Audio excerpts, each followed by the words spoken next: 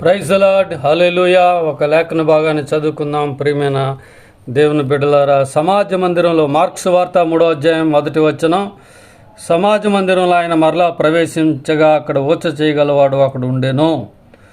4వ వచనం, 3వ వచనం, ఆయన నువ్వు లేచి మధ్యన నిలువమని ఊచ చేయగలవు అంత చెప్పాడు. 6వ వచనం, 5వ వచనం, చివర్లైను వాడిని చూచి నీ చేయి చాపమని ఆ మనుషునితో చెప్పాను. వాడు తన చేయి చాపగా అది బాగుపడెను. ప్రైజ్ ది లార్డ్, హల్లెలూయా. సమాజ మందిరం ఆ రోజు వాళ్ళందరూ కూడా కూడుకున్నారు. మరి మనం కూడా ప్రార్థనా మందిరాన్ని అది చూపిస్తూ ఉంది. మరి దేవుని ఆలయాన్ని చూపిస్తుంది, లేకుంటే చర్చిని చూపిస్తూ ఉంది. మరి ఆయన వాడికి చొప్పున సమాజ మందిరంలోకి వెళ్తాడు. దేవునికి స్తోత్రం, దేవునికి మహిమ కలుగును గాక.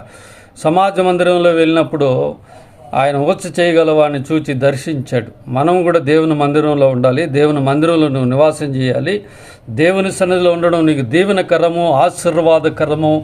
ఆదివారం దినం దేవునికి సమర్పణ చేయాలి, దేవునికి ఇవ్వాలి. అది మనం దేవుడికి ఇచ్చే సమయం, అది ఇవ్వవలసినటువంటి సమయం.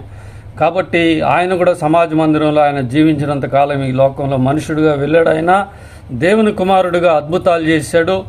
ఆ ఎండిపోయిన చేయగలవాడు అక్కడ ఉంటే వాడిని చూచాడు. నీ చేయి చాపమనగా వాడు తన చేయి చాపగానే అది స్వస్థత పొందింది. వాడికి చెయ్యి తిరిగి మరలా బాగుపడింది.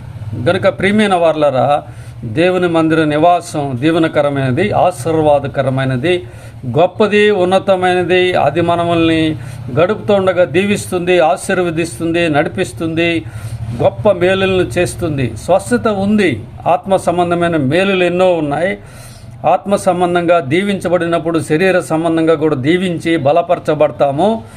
మరి నీకు స్వస్థత దేవుని మందిరంలో దొరుకుతుంది. అంతేకాదు, నీ అక్కరత ఏదుందో దేవుని ఆలయంలో దేవుడు నిన్ను చూసి దర్శించి నిన్ను బాగు చేసేవాడు. దేవుని మందిరంలో నువ్వు ఆత్మ సంబంధంగా ఎదిగినప్పుడు అనేక దీవెనల ఆశీర్వాదాలు పొందుకుంటావు. మరొక వర్తమానంలో కలుసుకుందాం. ఈ ఛానల్ సబ్స్క్రైబ్ చేసుకోనండి. God bless you all. I am pastor Vijayabhaskar.